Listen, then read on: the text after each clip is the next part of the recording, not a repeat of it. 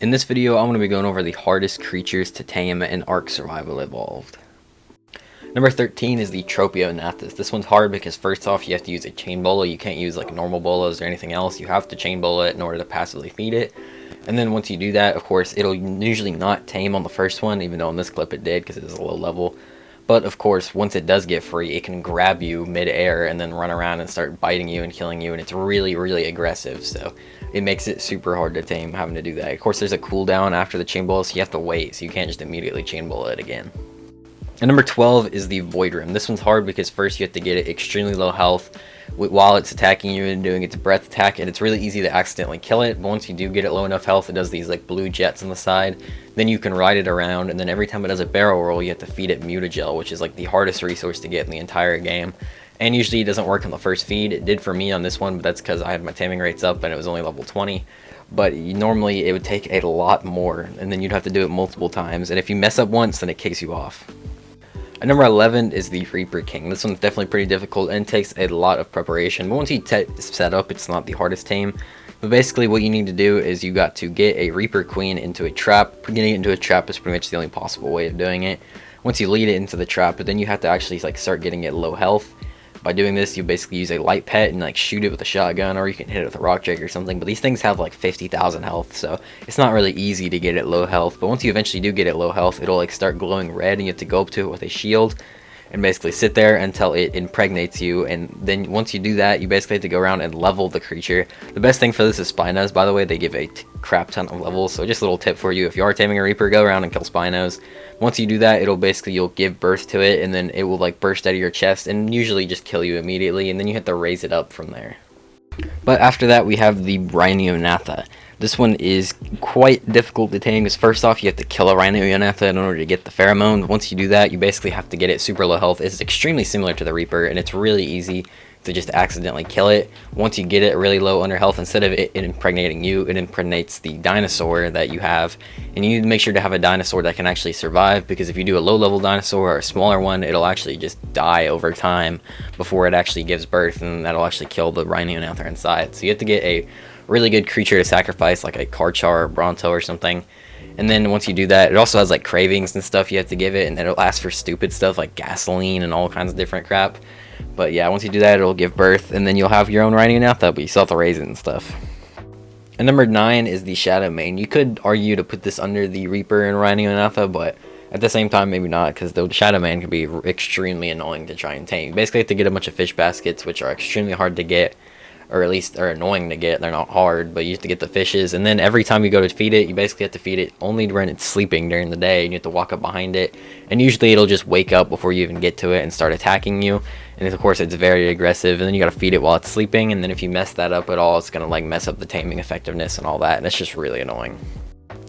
And in number 8, we have the Space Whale. This one is pretty hard because you have to knock it out with cannonballs. Basically, you shoot in the head with cannonballs until it knocks out, which of course can be really hard because this is a giant like flying whale that can just go anywhere, and in order to line it up, you have like a stationary cannon you have to hit it with, which is really hard to do unless you like make a trap for it or something. And of course there's no flyers on Genesis 1, or at least you can't use them. There is flyers, so you can't use the Quetzal with the cannon on its back. And of course once it gets low torpor, it'll just teleport away, which is always annoying. And pretty much the only way to actually do it is by using a cannon on the hover skiff, but you have to defeat the master controller in order to unlock that engram.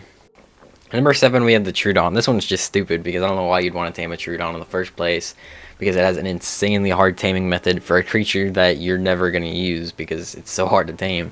Basically what you have to do is you have to sacrifice your own dinos to it, which you would think you can just sacrifice like a dodo or something to it and that'd be fine, but no, that's only going to give it like 0.1 taming. Basically you have to feed it like gigas in order just to get some decent taming on it. And of course the creature you're feeding it has to be on neutral. If it's on passive, it won't work, so you have to basically just feed it baby creatures like baby gigas and stuff that are on neutral, because babies won't attack, they'll just run away. So the only way to tame this thing is by like throwing like baby gigas or Karchars at it just to tame it. Number 6 is the Nogin. I guess this one's kind of similar to the Trudon as well, but instead it basically has to take control of your creatures, and then that will give it taming effectiveness. And I think the bigger the creature, or the better the creature, the more taming you get out of it, but it has to do it on multiple different creatures. Basically you have to build a pen for it, because if you don't, it'll just travel across the entire map, and then it'll just take control of your creatures one by one, each of giving them different taming effectivenesses. and then it will attack you as well while it's in the mind control state of your creature, so just really annoying to tame. Number 5 is the Amargasaurus. This one is notoriously extremely difficult. Basically, in order to tame it, you have to go hunting with it. First, you have to make like a fry curry or like Kalian soup in order to sync your temperature with it. And then that will allow you to basically start hunting with it. And you have to go around and kill creatures with it. The thing is, it's not very good at killing creatures and it really easily can get itself killed. So you have to basically help it out, but if you kill the creature, then it's going to mess it up. Also, if you hit it once, it'll reset the taming and it'll start attacking you, or if you hit any other Amargasaurus in the area, it'll screw up the tame as well. And then you have to go do this, and you have to feed it kibble while you're going around. As it takes damage, you have to feed it sweet veggie cakes. Number 4 is the Megachilon. This one is a really unique and really annoying taming method. Basically, what you have to do is you have to bring a school of fish to it to eat the barnacles off of it, and that will tame it. But that's easier said than done because the school of fish spawns at a completely different area than the Megachilon, as it spawns on the surface and the fish spawn at the bottom of the ocean. So you have to lead them across the map just to get it all the way here, and then once you do that, that'll initiate the taming, and then saber-toothed salmon will spawn and try to eat the fish. And if a single wild creature hits it once, it instantly resets the taming meter. And at number 3, I have the Titanosaur. This was the original hardest creature to tame in Ark, but since, of course, there's been harder creatures added.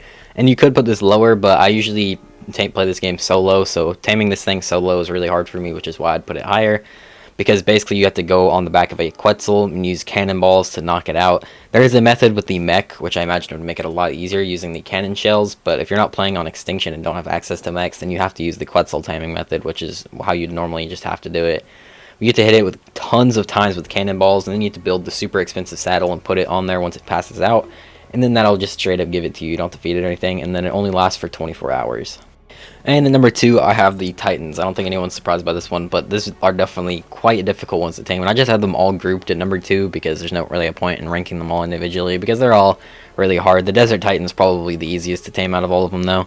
And then the Forest, and then the Ice one. The Ice one's probably the hardest just because it jumps around so much and it's so unpredictable. But basically, you have to shoot these corrupted nodes, and then they will destroy after you hit them a bunch of times. And of course, it's really easy to miss because they're really unpredictable with their movements, and they can just move out of the way when you have a shot lined up. But once you do the 2 first ones, then there will be the last node that you can get, and then once you destroy all the corrupted nodes, it'll basically pass out, and then you can just go up to it, and then you'll be able to claim it, and then you'll just get it automatically, and it spawns with a full-on tech platform saddle, which is definitely pretty cool. But yeah, also the setup for this is insane because you have to build a mech and a ton of those rocket shells and stuff just to be able to do it. The rocket shells are pretty much the only viable method, I would say.